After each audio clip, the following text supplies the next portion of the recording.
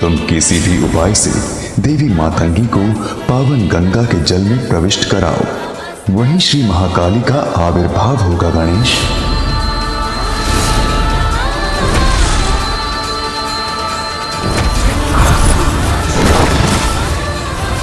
ये देवी तो श्री महाकाली नहीं, ये तो कोई और है।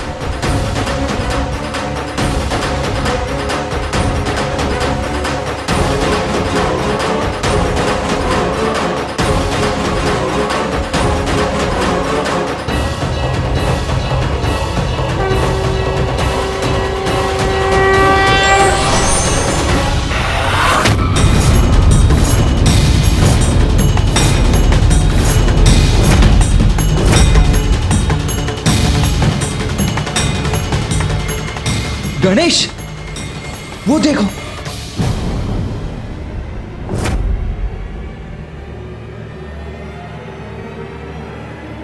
ये माता कहां अदृश्य हो गई?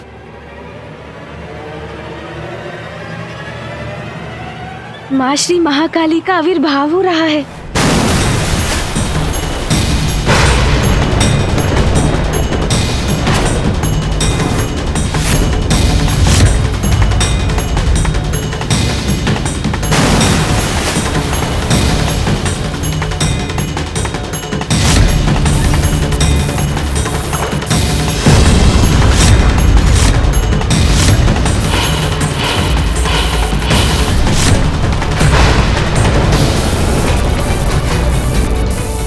ये रूप और ये क्रोध मुझे भयभीत कर रहा है। माता ने ऐसा कठोर रूप क्यों धारण किया है? जगत जननी की अद्भुत लीला वो ही जानती हैं। सत्य है, देवी आदि शक्ति के श्री महाकाली रूप का आविर्भाव हुआ है।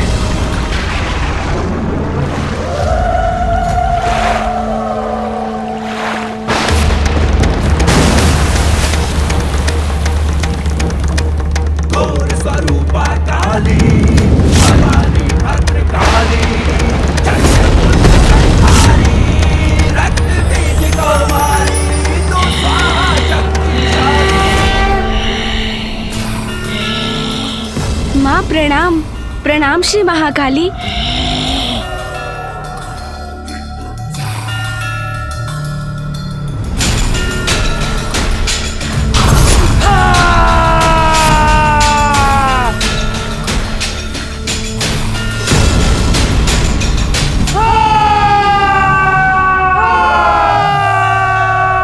माता की विशालता में तो जैसे संपूर्ण ब्रह्मांड समा गया है। अनंत अद्भुत है माता का ये रूप।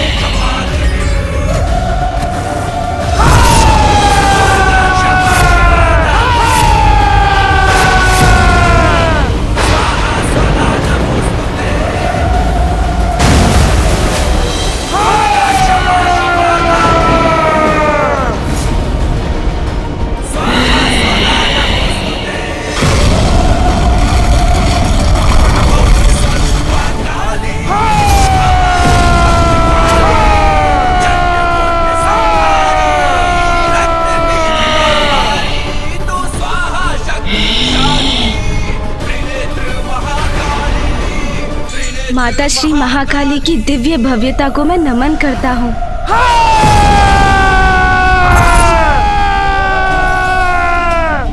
प्रतीत होता है माता अपने पूर्ण आवेश में। जय माता श्री महाकाली, आपके दर्शन पाकर हम धन्य हुए माता।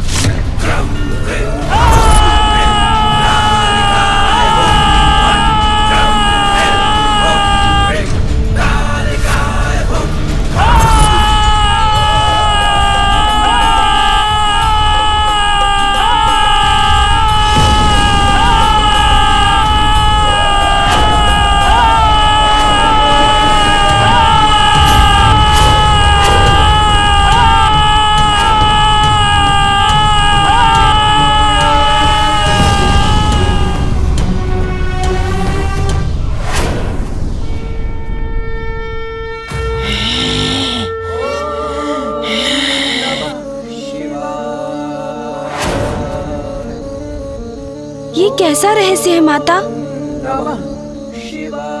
कौन है? कौन है जो मेरा रहस्य जानना चाहता है? कौन?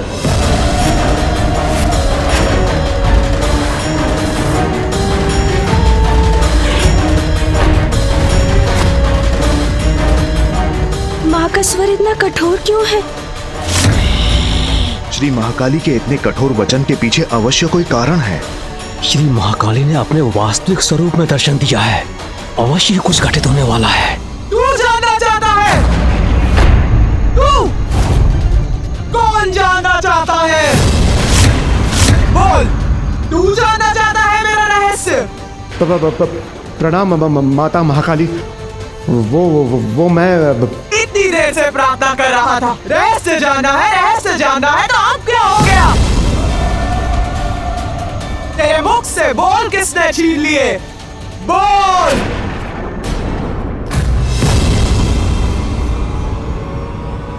देवी श्री महाकाली माँ, माँ की दृष्टि का ऐसा प्रचंड तेज।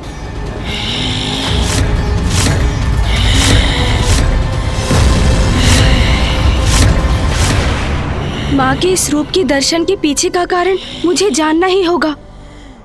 माँ, हम सभी आपकी लीला समझना चाहते हैं, उसका रहस्य जानना चाहते हैं। माता, ये सब मेरा ही अपराध है। मैं ही इसका कारण हूँ माता।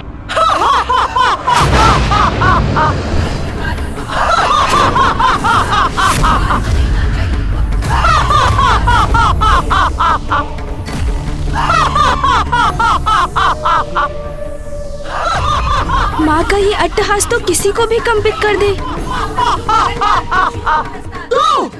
तू है उसका कारण। कौन है तू? मेरी इच्छा के बिना कुछ भी करने वाला।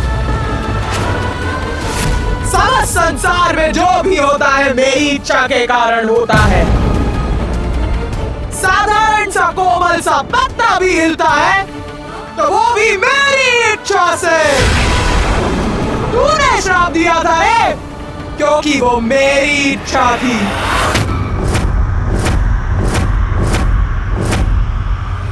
आप एक दूसरे में इतने रमे हैं कि आपको अपने आप की, अपने भक्तों की और अपने कर्तव्य की कोई चिंता ही नहीं। यदि ऐसा है तो आप किसी निर्जन स्थान पर वास क्यों नहीं करते?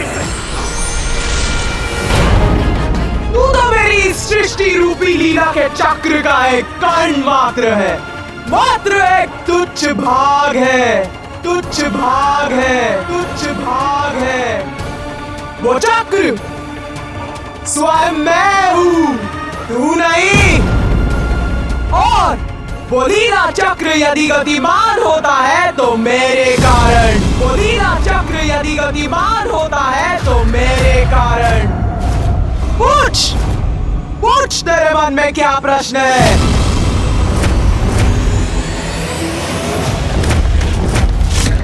माता, आप माँ मातंगी के रूप में माँ गंगा में प्रविष्ट हुई और हमारी प्रार्थना सुन आपके पूर्व एक दिव्य श्वेत वर्णी देवी जल से बाहर आई। कौशिकी, कौशिकी थी वो।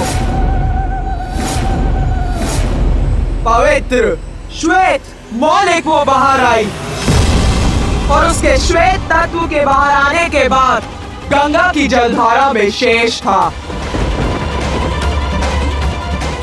स्याह, केवल स्याह?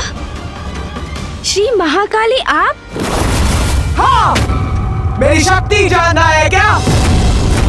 जानना चाहता है वास्तव में मैं कौन हूँ?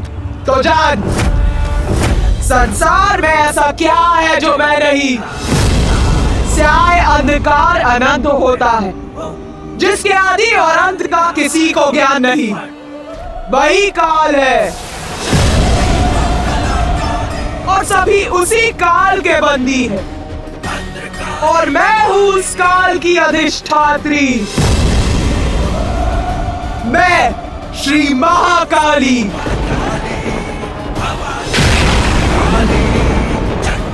मैं ही परम ब्रह्मा हूँ, मैं ही परम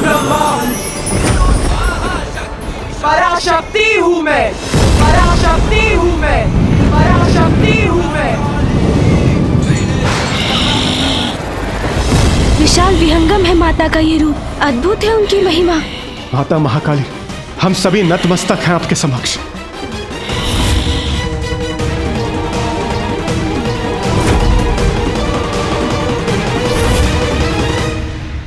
मुझे माता श्री महाकाली से उनकी लीला का रहस्य पूछना चाहिए।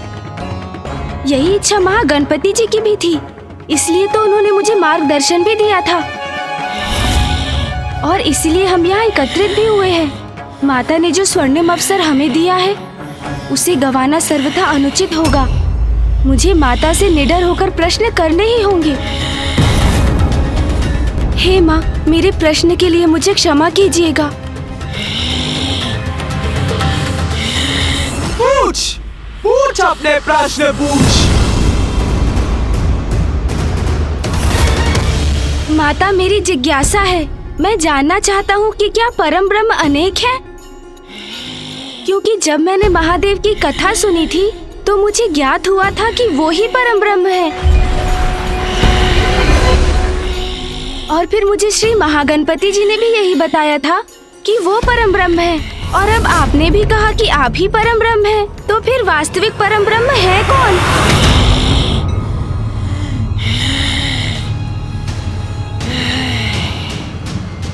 उत्तम, अति उत्तम प्रश्न पूछा है रे गणेश। सत्य है, सत्य तो यही है कि परम ब्रह्म एक ही है और हम सब उसी महाशक्ति के रूप हैं। किंतु वो तो अव्यक्त है, निरंकार है, सर्वत्र व्याप्त। उनका ना कोई आरंभ है और ना ही कोई अंत। वो तो बस है एक सर्वोच्च अस्तित्व के रूप में। किंतु माता, यदि संसार में एक ही परम ब्रह्म है, एक ही महाशक्ति है, तो वो भिन्न रूप क्यों लेती है? गणेश, तू तो बड़ा बुद्धिमान है रे। तेरी जिज्ञासा शांत करनी ही होगी। ध्यान से सुन। परम ब्रह्म की महाशक्ति संसार में आवश्यकता के अनुसार अनेकों रूप में प्रकट होती है। वही परम ब्रह्म महादेव के रूप में प्रकट हुए और श्री महागणपति जी के रूप में भी। वही श्री महाविष्णु संसार में नारायण के रूप में प्रकट हुए।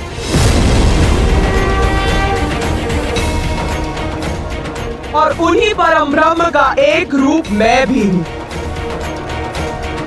परम ब्रह्म के रूप अपने अनुसार संसार के कल्याण हेतु कार्य करते हैं, जो अपने अनेक अवतारों में सृष्टि का पालन भी करते हैं और संहार भी करते हैं। किंतु माता, श्री महाकाली रूप लेने के पूर्व आपने माता मातंगी का रूप क्यों धारण किया था? तेरी जिज्ञासा कब शांत होगी रे गणेश? सुन, मेरे 10 महाविद्या रूप है और उन 10 महाविद्या रूप में से 9वां रूप है मातंगी। 10 महाविद्या माता? संसार के सृजन, पालन और संहार हेतु सृष्टि के विकास और उसके चक्र को उचित रूप से गतिमान करने के लिए मैं अपनी 10 महाविद्याओं के रूप धारण करती। और जब जब संसार को मेरी आवश्यकता होती है तो उसी प्रकार मैं अपना रूप धारण करती। माता, मेरी जिज्ञासा तो और भी बढ़ती जा रही है। आपके 10 महाविद्या रूप माता, ये कौन है? हमें उनके रूप, शक्तियाँ और कार्य विस्तार से बताने की कृपा कीजिए माता। हमें उनके नामों का भी परिचय दीजिए।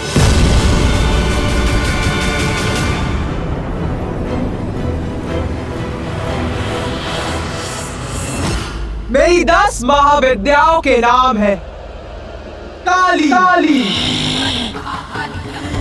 तारा, तारा,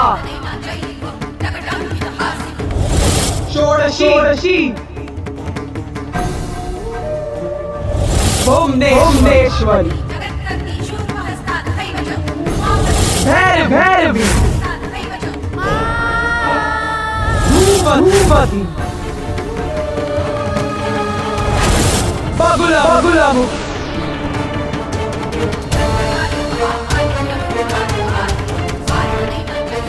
मातंगी कमला छिन्नमस्तिका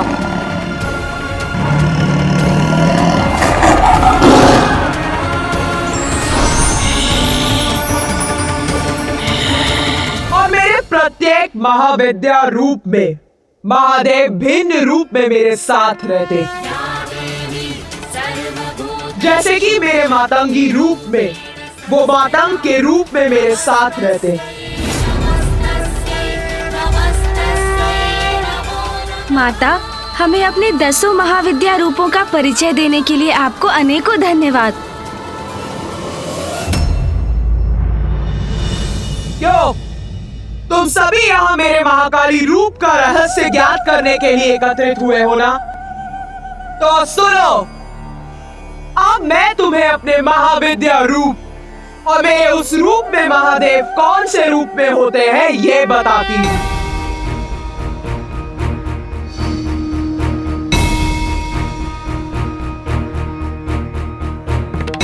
मेरा सर्वप्रथम महाविद्या रूप है काली। काली का उद्गम संसार में महादेव के साथ कैसे हुआ और काली रूप में महादेव ने कौन सा रूप धारण किया, सर्वप्रथम ये कथा सुनो।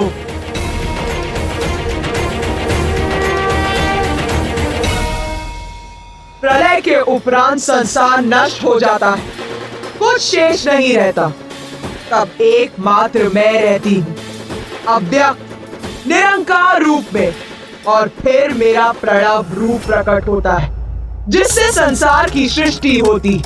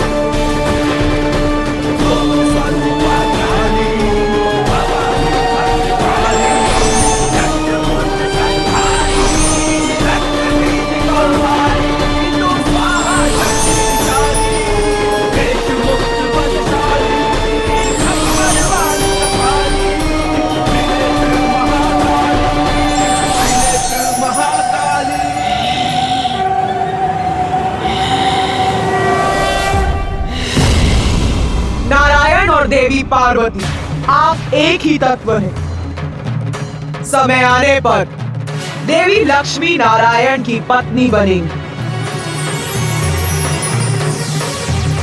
और देवी पार्वती महादेव की अर्धांगिनी।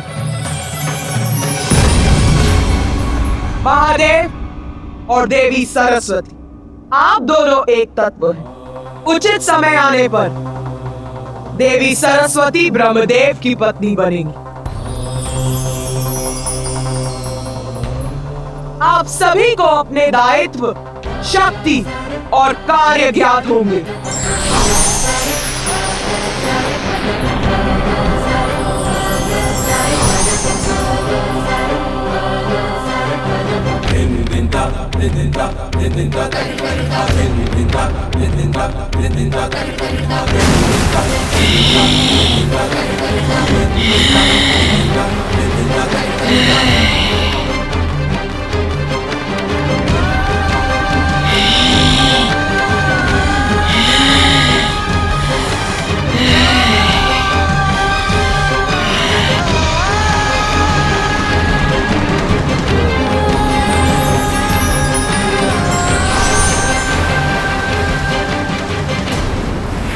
सृष्टि के नवीन सृजन के समय जब संपूर्ण सृष्टि जलमग्न थी, उसमें थल अंश मात्र ही था। जो जल में उसी प्रकार विद्यमान था जैसे घृत जल में रहकर भी उससे पृथक ही रहता है। थल कोमल था, उसे कठोर बनाना था जिससे उस पर जीवन का संचार हो सके।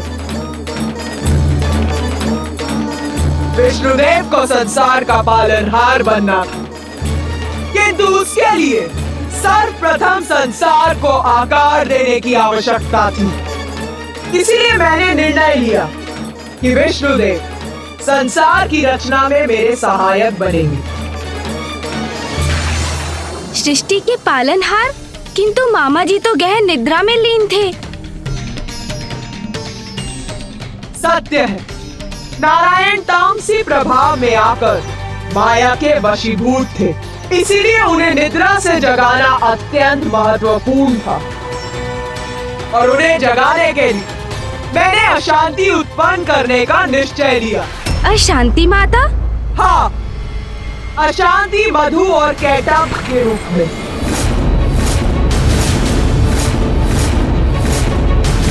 मधु और कैटब माँ, ये कौन थे?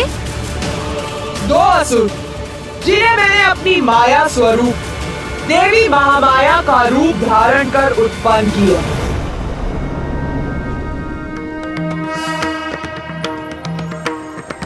कृष्णाय गोविन्दाय गोपीजनवल्लभाय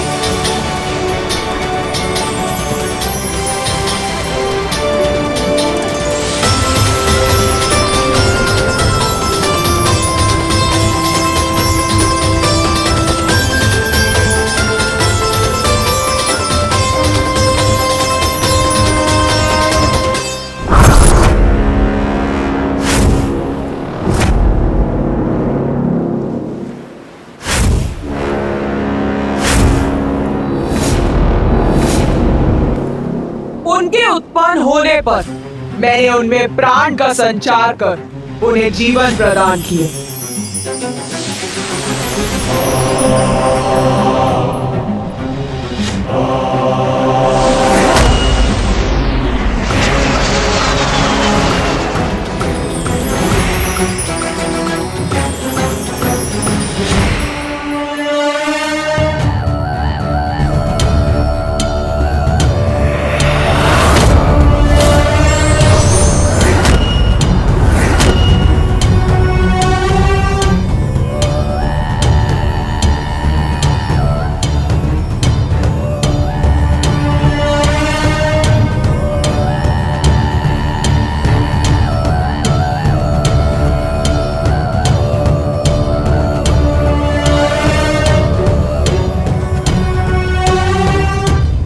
ये क्या स्थान है?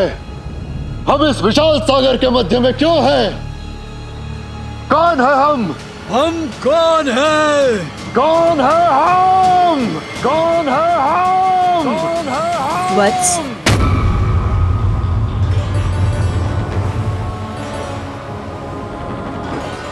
तुम दोनों हो मधु और कैटब। मैं मधु। मैं कैटब। मैं मधु। मधु। मैं कैटब हूँ। मैं कैटब हूँ।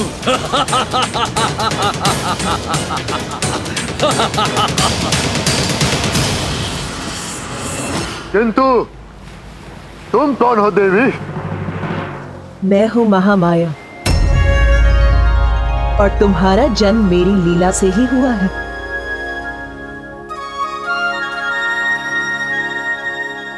प्रणाम माता।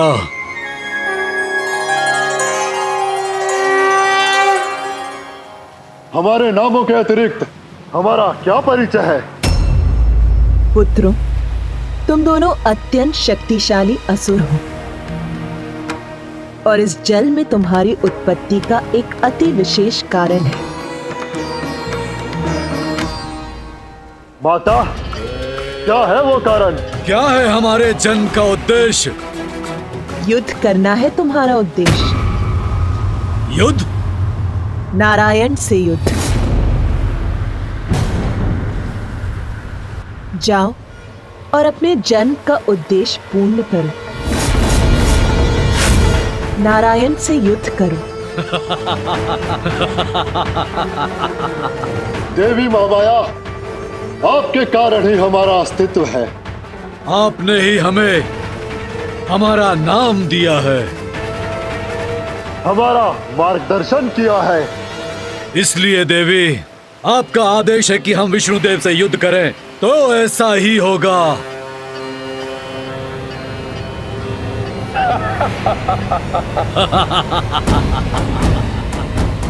प्रणाम माता।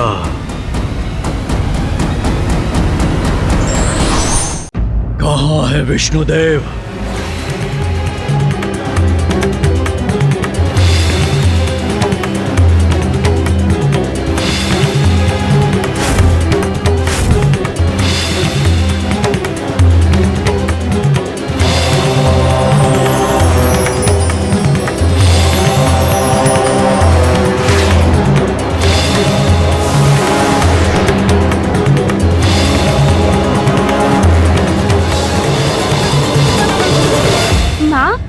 मधु और कैटब को मामा जी के साथ युद्ध करने का आदेश दे दिया।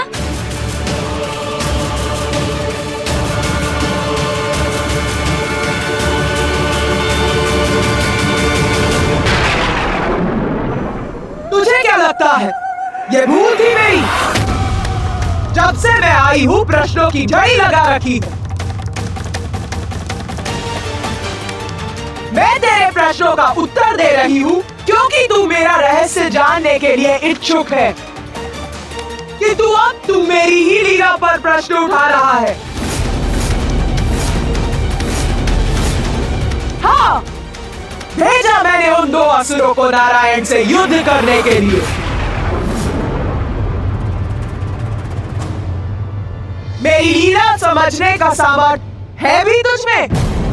मेरा उद्देश्य ये नहीं था माता, आपको क्रोधित नहीं करना चाहता था मैं। श्री महाकाली माँ, मैं तो बस!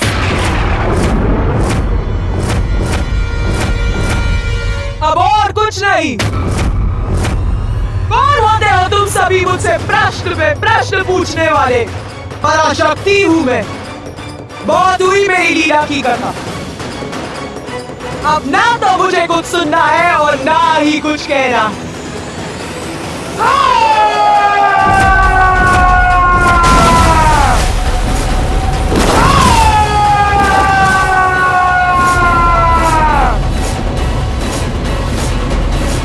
जा, नहीं बताती मैं अपना रहस्य। ये क्या कर दिया मैंने? माँ श्री महाकाली माँ के कोप को जागृत कर उन्हें हमसे रुष्ट कर दिया।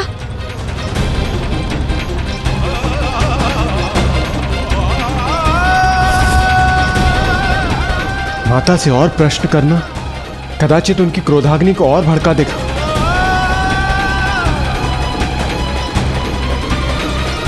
बस, बहुत हुआ। अब मैं यहाँ एक पल भी नहीं रुकूंगी।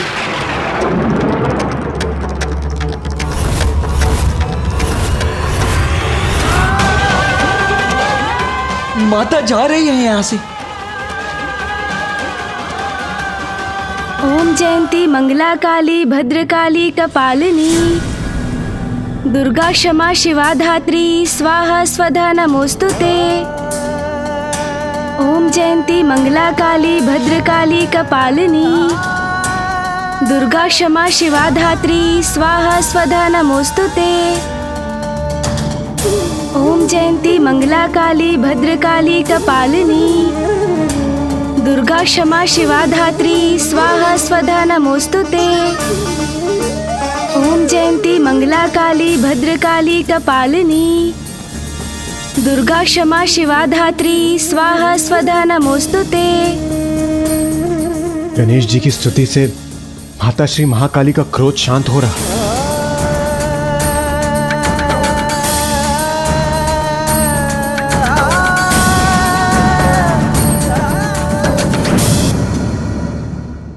माँ, माँ,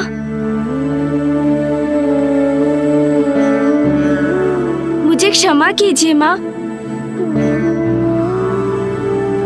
मैं अपने प्रश्नों से आपको क्रोधित नहीं करना चाहता था। ये प्रश्न तो मात्र मेरी जिज्ञासा थी। कृपया अपनी कथा हमें सुनाइए ना माँ। अपनी दिव्य लीला को विस्तार से समझने के लिए हम सभी अति उत्साहित हैं। हमारी जिज्ञासा शांत कीजिए ना माँ। वास्तव में बुद्धि का देवता है तू। मेरी क्रोधाग्नि को शीतल कर दिया। तुम सभी मेरी लीला जानना चाहते थे ना? तो सुन, मैंने ही उन दो असुरों को नारायण से युद्ध करने का आदेश दिया था। किंतु असुरों का तो स्वभाव ही होता कि वो कभी किसी के आदेश का पालन नहीं करते। अर्थात माता? अर्थात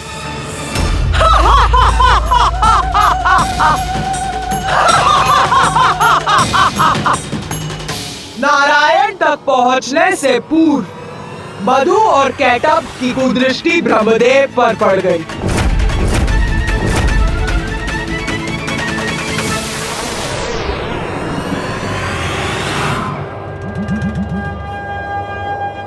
वो वहां देखो भ्राता कैटब, क्या है वो?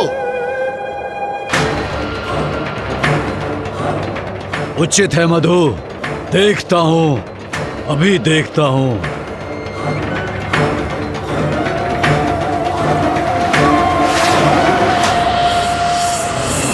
क्या तुम भी वही देख रहे हो जो मैं देख रहा हूं? एक उच्च आसन पर कोई वृद्ध देवता प्रतीत होता है। हाँ मधु, किंतु इस वृद्ध देवता को इतने ऊंचे आसन की क्या आवश्यकता है? उचित कहते हो भ्राता। उच्च स्थान तो बलवान को प्राप्त होना चाहिए, हमें प्राप्त होना चाहिए। विष्णु से तो बाद में युद्ध करेंगे, पहले इस वृद्ध देवता को आसन से उतारते हैं, इसका स्थान छीनते हैं।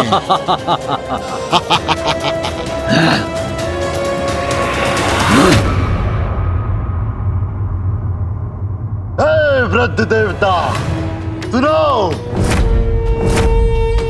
हे, सुनो।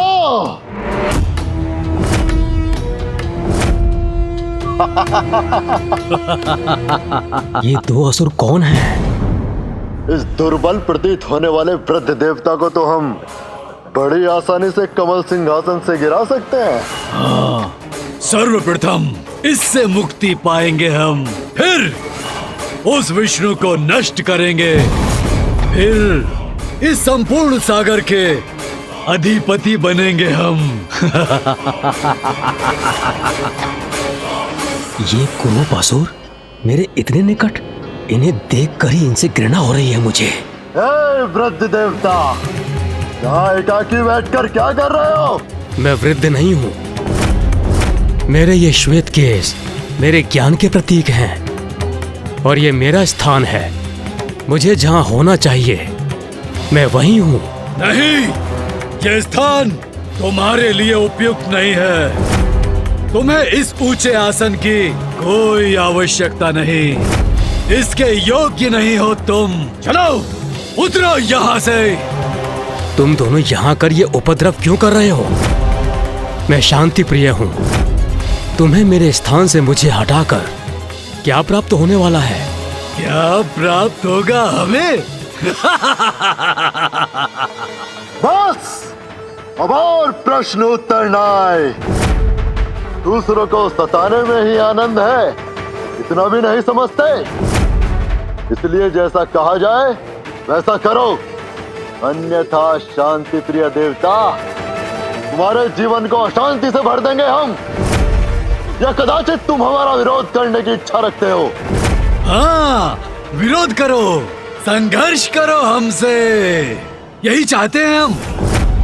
फिर तुम्हें सताने में और आनंद आएगा।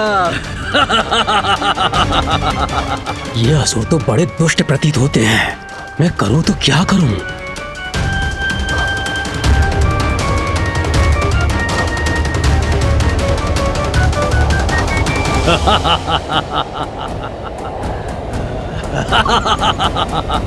प्रतीत होता है ये उद्दंड असुर थमने वाले नहीं। उतरो नीचे इस आसन से, अन्यथा हम बलपूर्वक गिरा देंगे तुम्हें। इसके योग्य नहीं हो तुम। चलो उतरो यहाँ से। इस विकट परिस्थिति में कौन सहायता करेगा मेरी?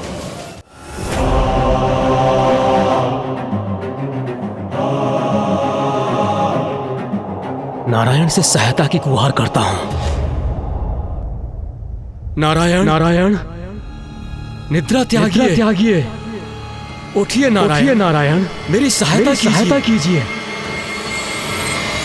नारायण, विष्णु को निद्रा से जगाने में क्या लाभ? सर्वप्रथम हम तुमको यहाँ से हटाएंगे, फिर तुम्हारे आसन पर स्थित होकर नारायण को सताएंगे, युद्ध करेंगे, विष्णु को भी पराजित कर देंगे हम।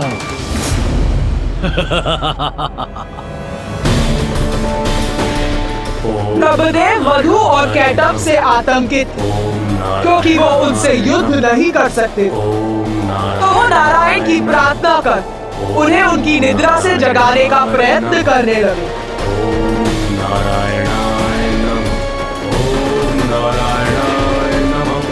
ओम नारायणाय नमः, ओम नारायणाय नमः, ओम नारायणाय नमः, ओम नारायणाय नमः, ओम नारायणाय नमः।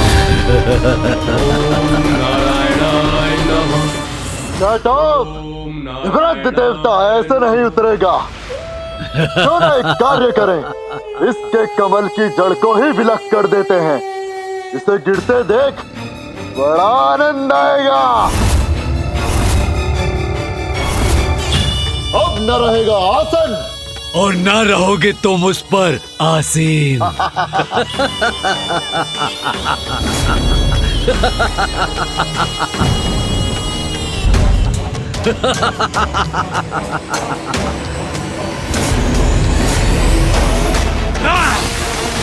ये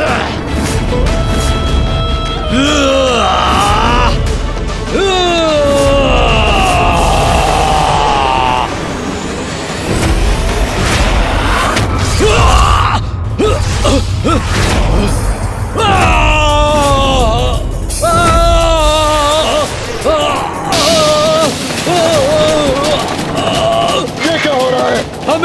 हमें आहत किसने किया? कौन है हमें नीचे गिराने वाला?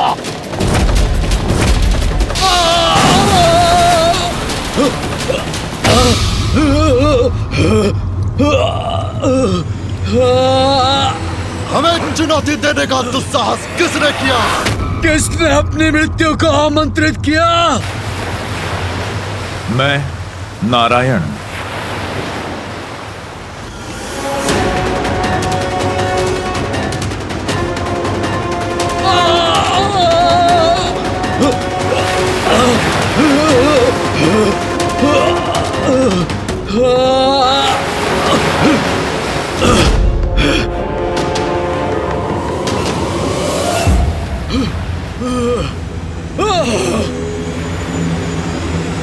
नारायण के कान की मैल से उत्पन्न हुए ये असुर कोई साधारण असुर नहीं थे, और उनमें प्राण तो मैंने ही फूके थे, तो उनका अंत इतनी सरलता से कैसे हो सकता था? मैं चकित और विचलित इस बात से हूँ कि माता द्वारा उत्पन्न दो असुर उन श्री हरिनारायण विष्णु का सामना भला कैसे करेंगे, जो स्वयं जगत के पालनहार हैं।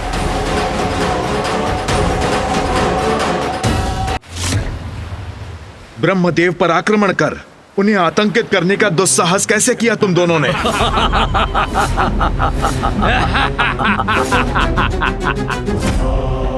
ओह, स्वयं तुम ही हो नारायण। तुम आ ही गए हमारे समक्ष। उचित किया। हमारा आदेश तो तुमसे युद्ध करना ही था। सर्वथा उचित है ये। उस वृद्ध देवता से तो हम बाद में निपट लेंगे। सर्वप्रथम तुम्हें ही नष्ट करते हैं। तुम्हें ही नष्ट करते हैं। ही नष्ट करते हैं।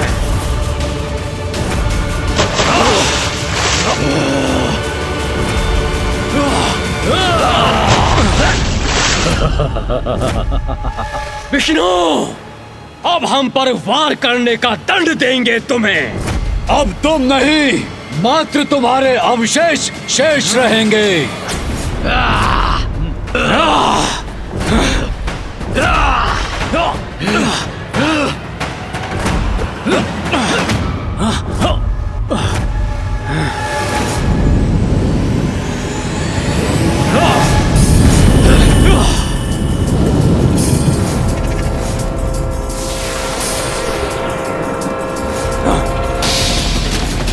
इन दोनों दुष्टों ने तो विष्णुदेव पर आक्रमण कर दिया।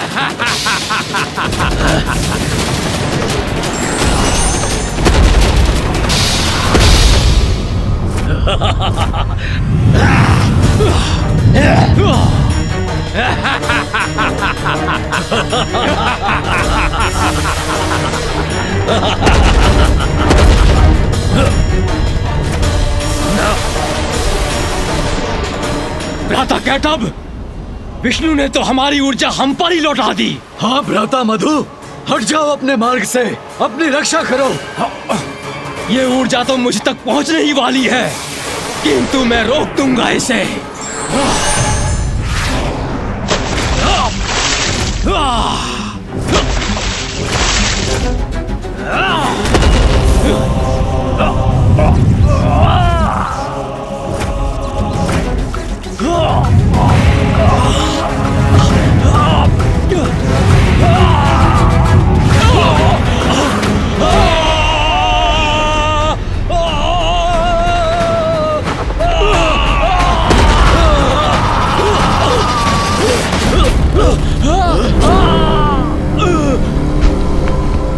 जो उचित था वही हुआ। ये दोनों दुष्ट असुर नष्ट हो गए। धन्यवाद नारायण। इन असुरों के साथ इनके आतंक का भी अंत हुआ। अब ब्रह्मदेव पुनः ध्यान मग्न हो सकते हैं।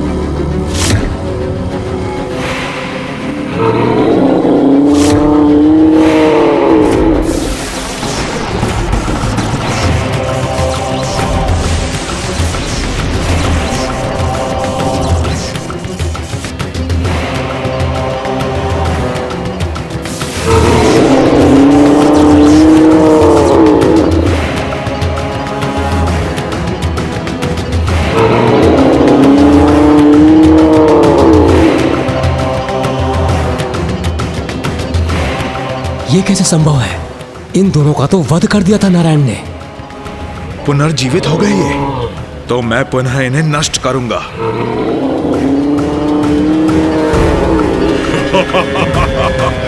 क्या हुआ विष्णुदेव? हमें पुनर्जीवित देखकर शक्ति में आ गए। अब हम तुम्हारा अंत करेंगे। किंतु कैसा प्रहार करूं जिससे ये पुनः जीवित ना हो सके? करो गुरु, हमारे अंत के उपाय का विचार अवश्य करो। हम पर वार भी करो, किंतु हमारा अंत कदापि नहीं कर सकोगे तुम विष्णुदेव।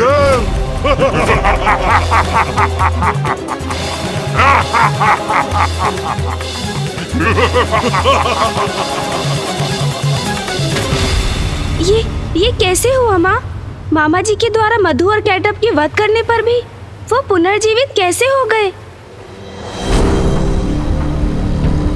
गणेश जी ने पुनः माँ काली से प्रश्न कर दिया, कहीं वो पुनः गणेश जी से क्रोधित हो गई तो?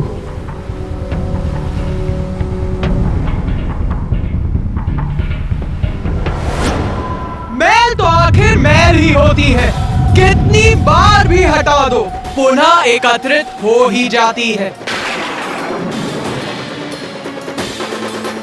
नारायण के कान के मैल से उत्पन्न हुए ये असुर कोई साधारण असुर नहीं थे, और उनमें प्राण तो मैंने ही फूके थे, तो उनका अंत इतनी सरलता से कैसे हो सकता था? फिर क्या हुआ माता? फिर क्या हुआ? फिर क्या हुआ? ये कैसा प्रश्न है?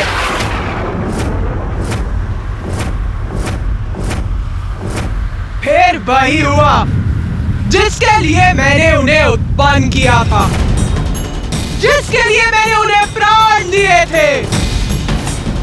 युद्ध, भयंकर युद्ध।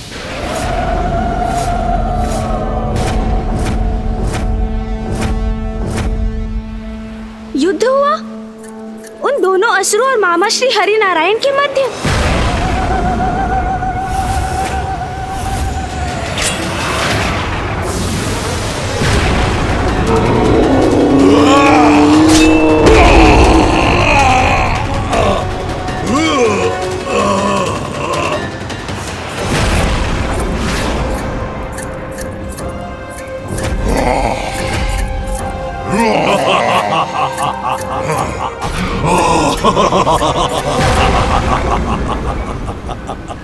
नारायण, देखो इधर, हम तो पुनः युद्ध करने आ गए। कुछ नहीं, तुम हमारा कुछ नहीं बिगाड़ सकते, अपितु हम तुम्हारा अंत अवश्य करेंगे।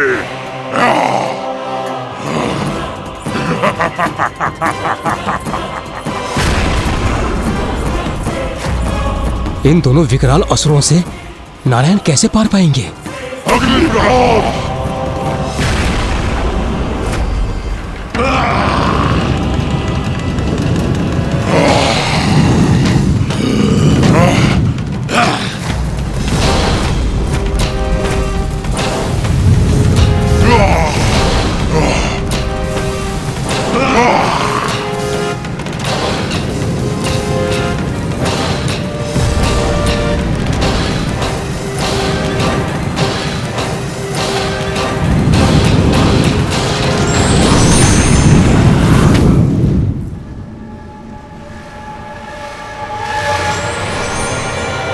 कहाँ देख रहे हो तुम दोनों?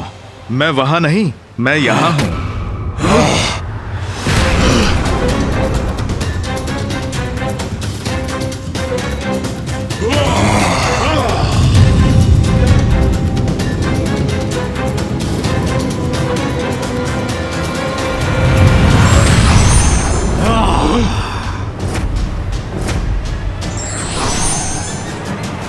वहां नहीं, यहाँ।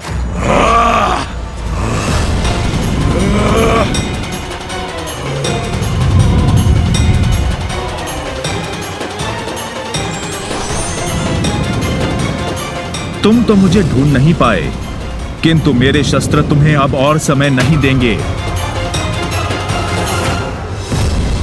अब मैं अपने पाश से तुम दोनों का अंत करूंगा।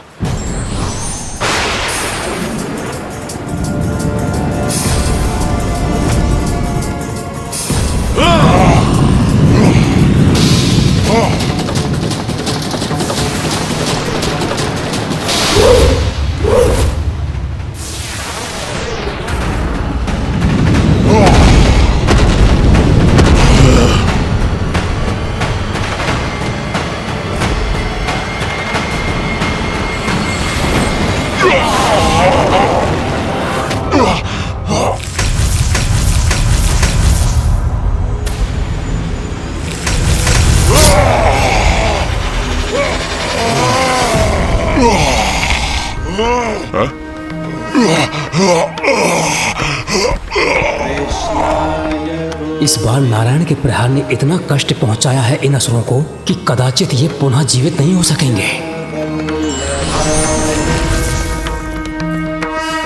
तुम्हारी दुष्टता का ऐसा ही अंत होना था।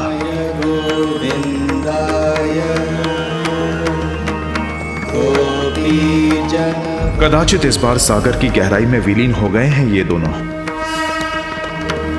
कृष्णाय गोविंदाय गोपीजनवल्लभाय। ये कैसी ध्वनि है?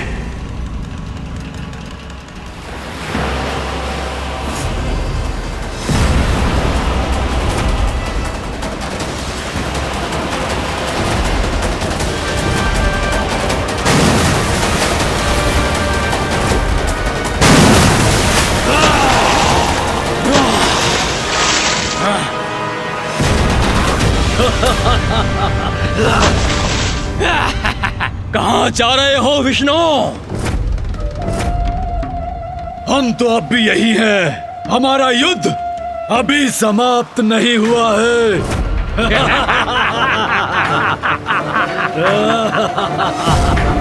ये दोनों पुनः जीवित कैसे हो रहे हैं? क्या सोचा था तुमने? अंत हो गया हमारा। तुम हमें नष्ट नहीं कर सकोगे। किंतु अब हम करेंगे तुम्हारा अंत।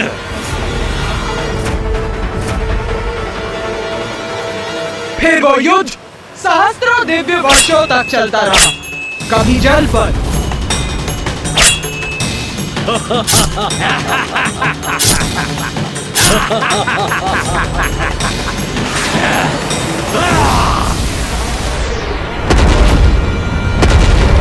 विष्णुदेव, लो अब संभालो हमारा प्रहार।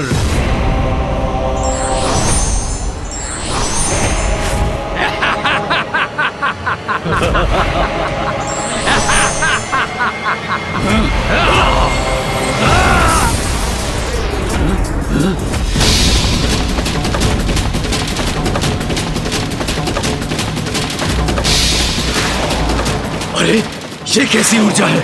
इससे भी अपना बचाव करना होगा हमें।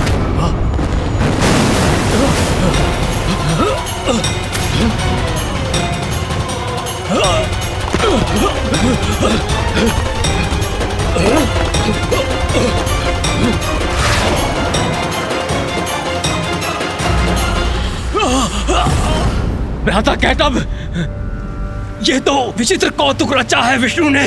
हाँ भ्राता मधु, जल को हिम में परिवर्तित कर दिया। इसका क्या कारण है? कारण अभी ज्ञात करना होगा। विष्णु से ही पूछ लेते हैं। ये क्या किया तुमने विष्णुदेव? जल को ही हिम बना दिया। हिम से वध करोगे हमारा? हिम से जड़ कर दूंगा तुम दोनों को। हिम से जड़ कर देगा हमें भ्राता कैटब? हाँ भ्राता मधु, ये तो छल है इसका। इससे हमें अपनी रक्षा करनी ही होगी। अब ये क्या करने वाला है?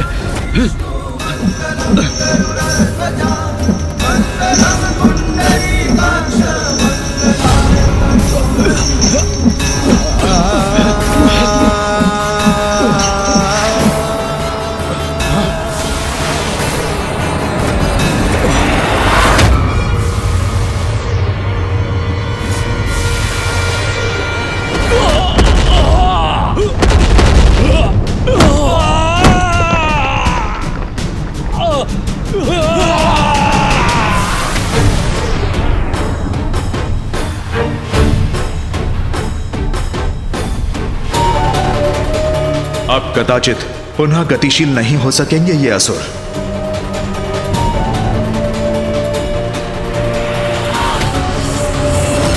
अंततः इन असुरों का अंत हो ही गया। और फिर कभी वो युद्ध स्थल पर पहुंच गया, जल के नीचे, किंतु युद्ध निरंतर चलता ही रहा।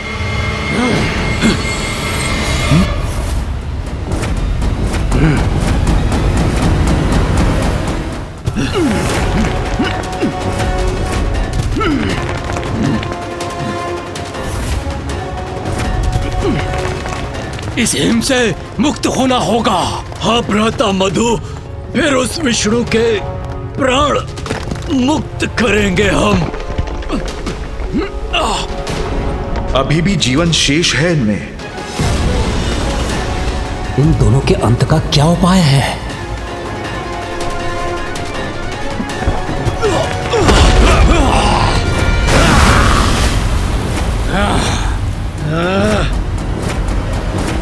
उत्तम क्रीड़ा थी ये विष्णुदेव, हमें आनंद आया। किंतु ये क्रीड़ा तो तुम्हारे अंत के साथ ही समाप्त होगी।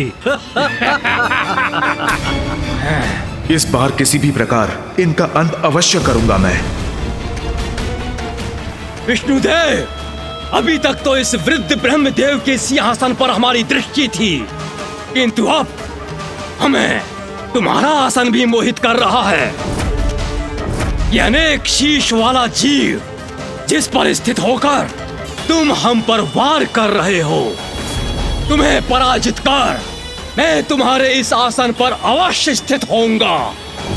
और मेरा भ्राता कैटभ इस वृद्ध ब्रह्मदेव के आसन पर। क्यों भ्राता कैटभ? हाँ भ्राता मधु, अब हमें ये शीघ्र करना चाहिए। इनका दुस्साहस अब सभी सीमाएं लांघ चुका है। अब इनसे निर्णायक युद्ध करना होगा मुझे। विष्णुदेव, अब शीघ्र तुम्हारे प्राण तुम्हारे शरीर से विलग करूंगा मैं।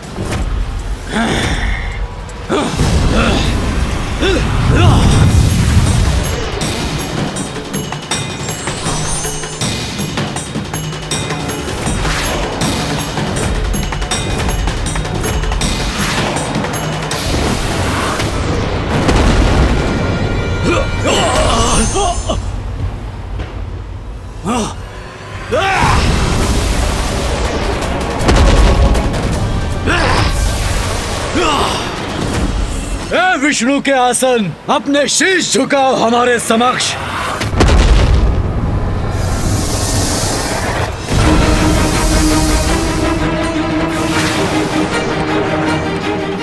ये तो विष प्रहार कर रहा है हम पर।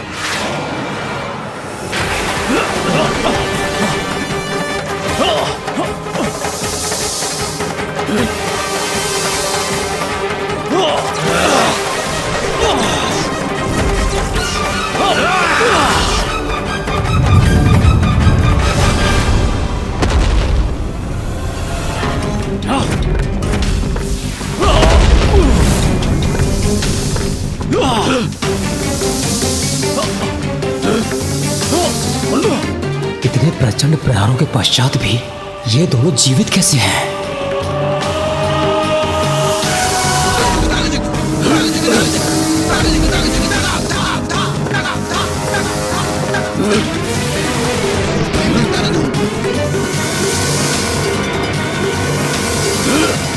बस, बहुत हुआ दोस्त। अब तुम्हारे प्रहारों का भी अंत करना ही होगा।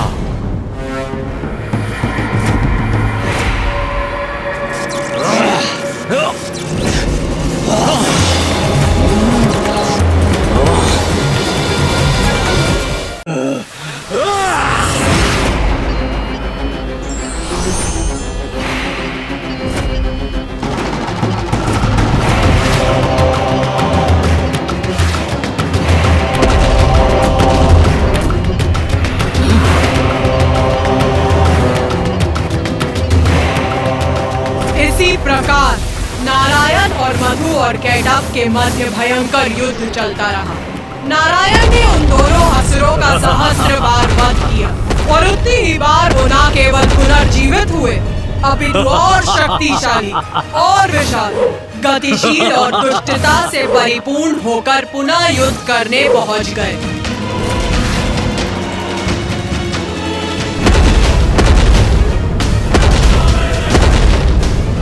ये कैसे असुर हैं जिनका वध नारायण भी नहीं कर पा रहे हैं?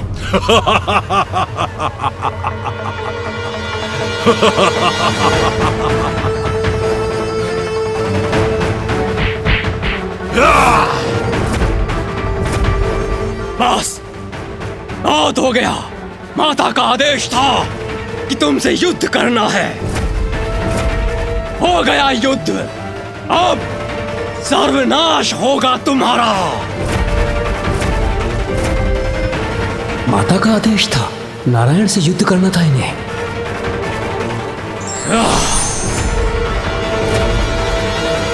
फिर क्या हुआ माता?